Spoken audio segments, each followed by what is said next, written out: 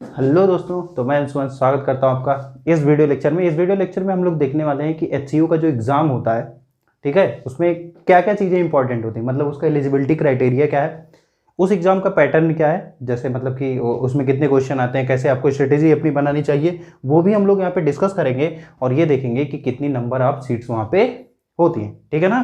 तो मैं अंशुमान स्वागत करता हूँ आपका फिजिक्स फाउंडेशन में। चलिए जल्दी जल्दी अब हम लोग ये सब चीज़ें डिस्कस कर लेते हैं, ठीक है। आइए देखें, एलिजिबिलिटी क्राइटेरिया मैंने यहाँ पे लिखा है कि जनरल और ओबीसी वालों के लिए 60% मार्क्स होने चाहिए बीएससी प्रोग्राम में, मतलब बीएससी जिनका नॉर्मल बीएससी है, ठीक है ना, जो कि फिजिक्स केमिस्ट्री मैथ सब कुछ पढ़ते हैं, उनका 60% मार्क्स होना चाहिए, बीएससी हो या बीएससी ऑनर्स हो, दोनों में। उसमें कोई ऐसा नहीं है कि आप अगर बीएससी ऑनर्स करके आओ तो 55% लगेगा, नहीं, सबको सेम परसेंटेज मार्क्स लाने पड़ेंगे। 60% यहाँ पे मिनिमम मार्क्स होने चाहिए एलिजिबिलिटी के लिए, तभी आप एलिजिबल हो गए इस पेपर के लिए, ठीक है। इसको नोट कर लीजिएगा, जिनका स्कोर 60% से कम है वो लोग एचसीयू में अप्लाई नहीं कर पाएंगे। अगर अप्लाई कर दिए हैं तो मान लीजिए कहीं भी जाके, मान लीजिए आपका सिलेक्शन हो भी जाता है, तो फिर से वेरिफिकेशन जब दोबारा होगा तो आपको वहाँ पे डिस्क्वालीफाई कर दिया जाएगा, वहाँ पे आपको सीट नहीं मिलेगी, ठीक है ना। और फॉर्म की फीस मेरे हिसाब से, मतलब अभी तो फॉर्म चल ही रहे हैं शायद मेरे हिसाब से, और फॉर्म की फीस शायद 600 रुपये है। अगर भर दिया है पहले से ही और डेट चली गई है तो कोई बात नहीं, तो फिर ठीक ही है, ठीक है ना। आइए पैटर्न पे डिस्कस कर लेते हैं। पैटर्न ऐसा होने वाला है एचसीयू का कि 75 क्वेश्चन आते हैं टोटल, ठीक है।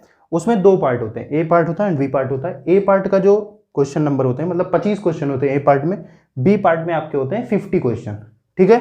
ए पार्ट में जो 25 क्वेश्चन होते हैं उसमें 1 मार्क्स आपको सही करने का मिलेगा और -0.33 मार्क्स आपका डिडक्ट होगा अगर आपने कोई क्वेश्चन गलत किया पार्ट ए में, ठीक।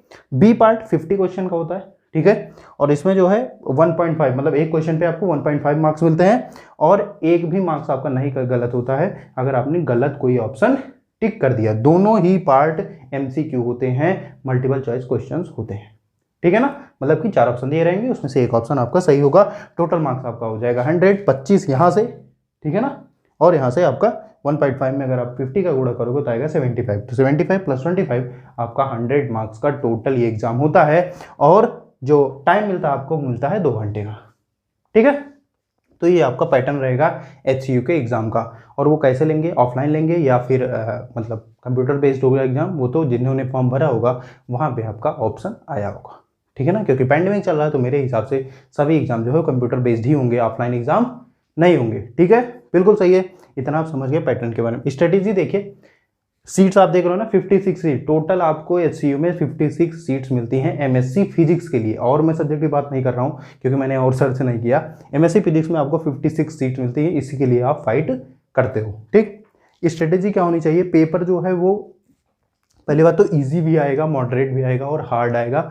मतलब यहाँ पे लिखा है मैंने हॉट्स, हॉट्स का मतलब ये हो गया हायर ऑर्डर थिंकिंग क्वेश्चंस, ठीक है ना। तो हॉट्स क्वेश्चन भी आएंगे, इजी भी क्वेश्चन आएंगे, मॉडरेट आने हैं। इजी क्वेश्चन आपके 35 to 45% आपके इजी क्वेश्चन होंगे।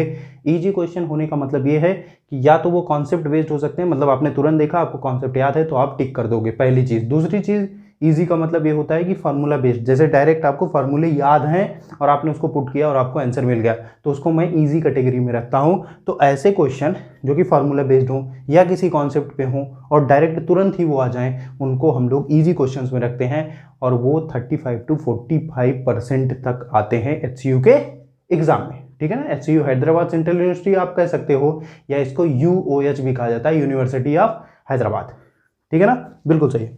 मॉडरेट पेपर, मतलब इसके बाद इजी में 60 मतलब 45% आपको इजी क्वेश्चन मिल गए, फिर उसके बाद मॉडरेट क्वेश्चन आते हैं, मतलब जिसमें आपको थोड़ा सा कैलकुलेशन करके आंसर मिल जाए, ठीक है ना। थोड़ा कैलकुलेशन का मतलब ये हो गया, जैसे मान लीजिए कि कोई बॉडी है, उस पर ड्रैग फोर्स कुछ लग रहा है, ठीक है ना। मैं मैकेनिक्स की बात कर लेता हूँ, जैसे मतलब कोई बॉडी है उस पर कुछ ड्रैग फोर्स लग रहा है और आपको टाइम टी पे वेलोसिटी पूछ ली जाए, ठीक है ना, और आपको जो ड्रैग फोर्स लग रहा है वेलोसिटी डिपेंडेंट दे दिया गया, तो उसमें क्या करना पड़ेगा, आपको इंटीग्रेशन करना पड़ेगा। तो इंटीग्रेशन आपने किया और आपको तुरंत ही आंसर मिल गया, ठीक।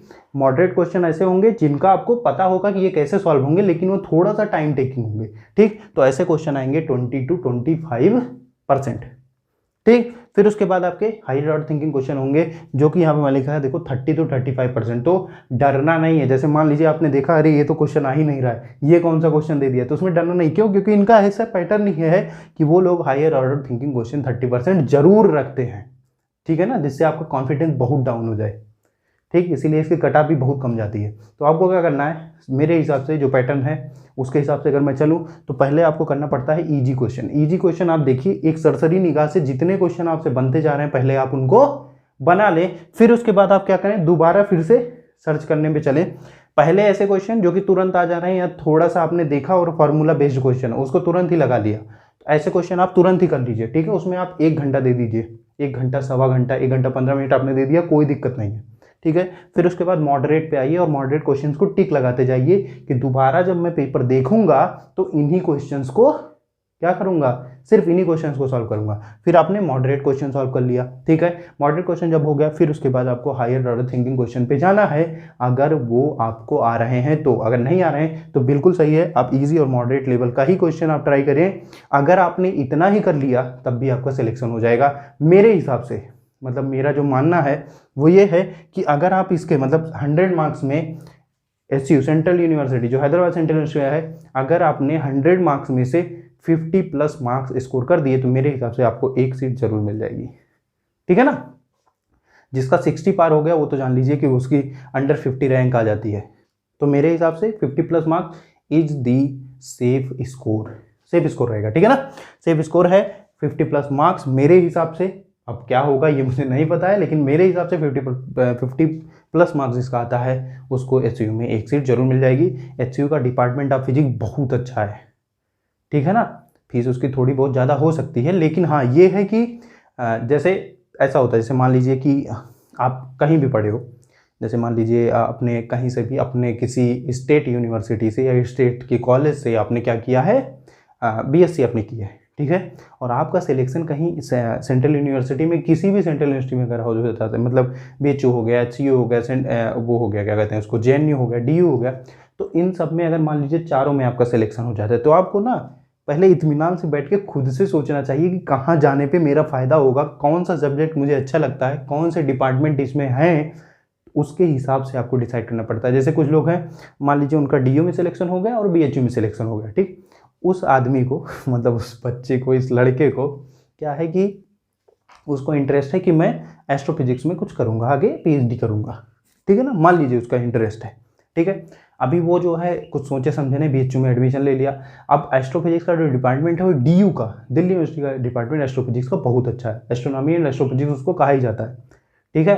तो वहाँ एडमिशन ना लेके आपने BHU में ले लिया तो फिर वो आपका थोड़ा गलत डिसीजन हो सकता है। इसीलिए जब आपका सिलेक्शन हो जाए तो आप पूरी देखें, पहले लिस्ट देखें कौन कौन से डिपार्टमेंट किस में अच्छे हैं, कौन से डिपार्टमेंट अच्छे नहीं हैं, ठीक है ना। तो उसमें कोरा वगैरह में कहीं पे आप सर्च करोगे तो आपको मिल जाएगा। बाकी आप मुझसे भी कांटेक्ट कर सकते हो कि सर मैं कैसा डिसीजन लूँ, ठीक है ना। तो ये आपका सेंट्रल यूनिवर्सिटी ऑफ हैदराबाद, ठीक है ना, जिसको आप UAH यूनिवर्सिटी ऑफ हैदराबाद भी कहते हो। तो ये आपका ऐसा एग्जाम का पैटर्न होने वाला है, डरने की कोई ज़रूरत नहीं। जितने भी फार्मूले आपने बनाए, फार्मूला सीट बनाई है, उसको आप कर लें।